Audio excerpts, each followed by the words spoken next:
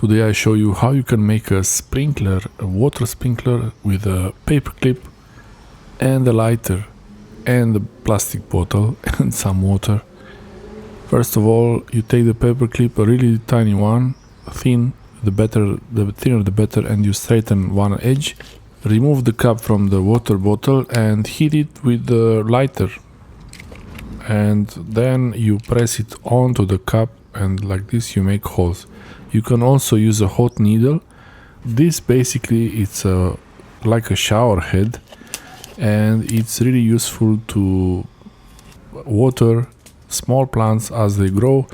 The water only comes out when I press the bottle.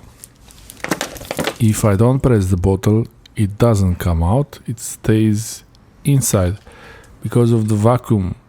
Negative pressure inside the bottle as the water comes out. Eventually it will not let more water come out, but when I squeeze it, it comes out easily. So it's easy to control how much water you release.